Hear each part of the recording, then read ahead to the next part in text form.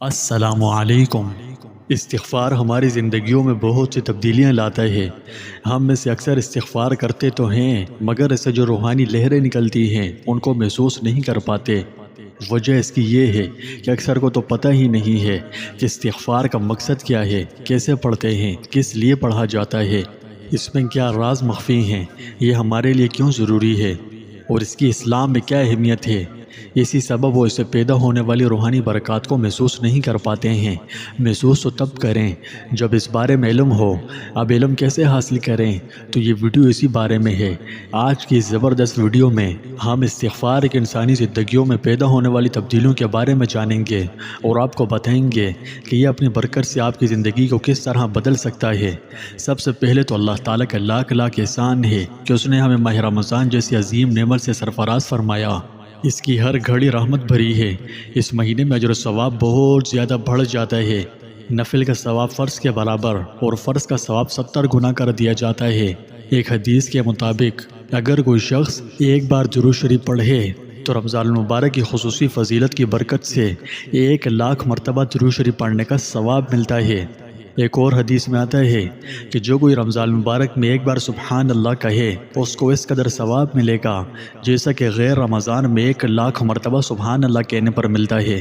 رمضان المبارک زندگی میں انقلاب لانے، دلوں کا رخ مولا کریم کی طرف پھیرنے، دوزخ سے آزادی حاصل کرنے اور جنت کو فضل خداوندی سے حاصل کرنے کا انتہائی اہم وقت ہے۔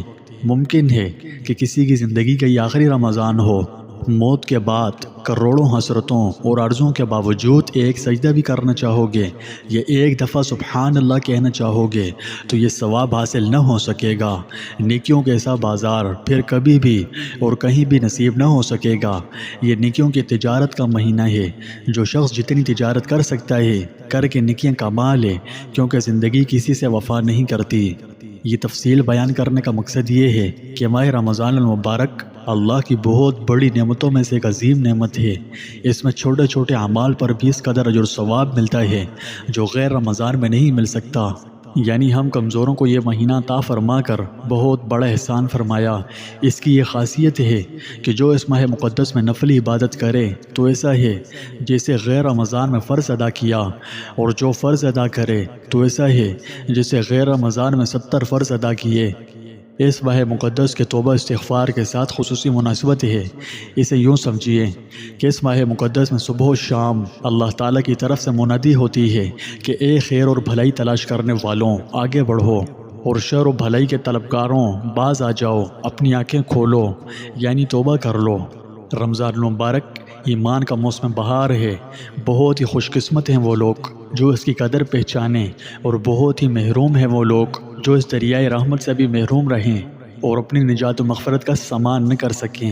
جو لوگ کسی خاص گھڑی کا انتظار کرتے ہیں کہ اس میں توبہ کریں گے تو رمضان ہی وہ خاص گھڑی ہے جس میں توبہ کرنے میں دیر نہیں کرنی چاہیے۔ یاد رہے کہ توبہ استغفار پورے سال کے کسی بھی دن اور کسی بھی وقت کی جا سکتی ہے۔ موت سے پہلے پہلے ہر وقت قابل قبول ہے۔ بندہ جب بھی توبہ کرے گا وہ اللہ کو خوب بخشنے والا اور مہربان پائے گا، یعنی موت سے پہلے پہلے اس کی توبہ قابل قبول ہوگی۔ اور ہاں، استغفار محض استغفر اللہ کی رٹ لگانا نہیں ہے، یہ ایمان کا اعلان ہے اور اللہ پر ہمارے انحصار کا اعادہ ہے۔ جب ہم استغفار کے مبارک الفاظ بولتے ہیں تو ہم اس کی قدرت، رحمت و بخشش کا کھلے دل سے اعتراف کرتے ہیں۔ عاجزی اور تواضع کا یہ عمل خالق کے ساتھ ہمارے بندھن کو مضبوط کرتا ہے، ہمیں حتمی امن اور محبت کے منبع کے قریب لاتا ہے۔ استغفار صرف ایک دفعہ کا عمل نہیں ہے، یہ خود کی بہتری کا ایک مسلسل سفر ہے۔ جیسا کہ ہم مستقل طور پر معافی مانگتے ہیں اور اپنے آپ کے بہتر ورژن بننے کی کوشش کرتے ہیں، یہ اللہ کا ہم گناہ گاروں پر بہت بڑا احسان ہے کہ اس نے ہمیں استغفار کا تحفہ دیا۔ یہ رحمت و فضل کے دروازے کھولنے کی کنجی ہے۔ استغفار نہ صرف ہماری روح کو گناہوں کی گندگی سے پاک کرنے کا کام کرتا ہے بلکہ اس کے فضل و کرم کو اپنی طرف متوجہ کرنے کی بھی طاقت رکھتا ہے۔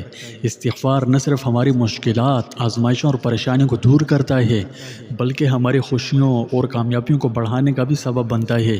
استغفار نہ صرف جہنم کی آگ سے بچنے کا ذریعہ ہے بلکہ جنت میں داخل ہونے کا بھی ذریعہ ہے۔ میرے پیارے بھائیوں اور بہنوں، آئیے ہم استغفار کو اپنا ساتھی، اپنا دوست، اپنا حلیف بنائیں۔ آئیے استغفار کو اپنا سکون، خوشی اور اطمینان کا ذریعہ بنائیں۔ آئیے ہم استغفار کو اللہ کی محبت، رضا اور بخشش کے حصول کا ذریعہ بنائیں۔ آئیے استغفار کو اپنی زندگی کا راستہ، کامیابی کا سفر اور جنت کا ٹکٹ بنائیں۔